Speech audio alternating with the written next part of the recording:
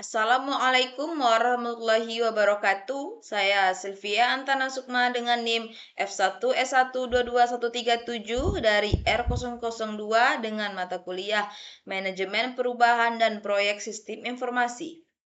Di sini saya akan membuat tugas mengenai pelajaran apa saja yang sudah saya pelajari dari materi ke-10 dan pelajaran apa yang seharusnya saya pelajari setelah materi tersebut. Di sini saya akan menjawab tentang pelajaran apa saja yang sudah saya pelajari atau saya dapat dari materi ke-10 ini.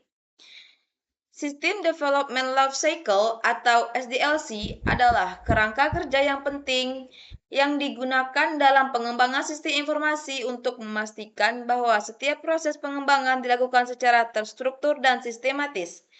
SDLC terdiri dari 5 fase utama. Yang pertama, perencanaan atau planning, kedua analisis, ketiga desain, keempat implementasi. Setiap fase memainkan peran penting dalam memastikan bahwa sistem yang dikembangkan sesuai dengan kebutuhan bisnis, berkualitas tinggi, dan dapat diimplementasikan dengan efektif. Pada fase planning atau perencanaan, proyek didefinisikan dengan jelas termasuk tujuan, sumber daya yang diperlukan, dan kelayakan proyek. Kedua, fase analisis. Lebih lanjut menggali kebutuhan sistem, mengumpulkan informasi dari stakeholder, dan membangun prototipe awal untuk dievaluasi. Kemudian yang ketiga, fase desain. Arsitektur sistem dirancang termasuk desain antarmuka pengguna dan struktur database. Fase implementasi mencakup pembangunan sistem, pengujian, dan konversi data, pelatihan pengguna, dan instalasi sistem. Terakhir, fase dukungan adalah fase untuk membuat sistem tetap berjalan dengan baik setelah implementasi melalui pemeliharaan rutin dan dukungan pengguna. Saya juga mempelajari beberapa metodologi yang digunakan untuk menerapkan SDLC, seperti Waterfall, Parallel Development, dan Rapid Application Development atau RAD.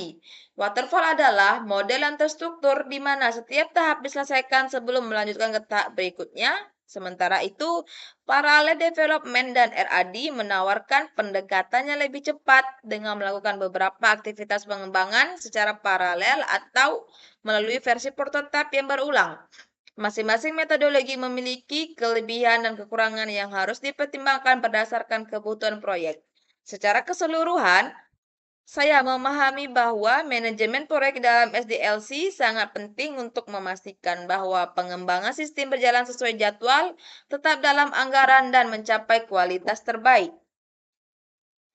Kemudian menurut saya, pelajaran yang sesuai setelah materi SDLC ini adalah metodologi pengembangan sistem yang lebih spesifik seperti Agile Development dan Rapid Application Development atau RAD.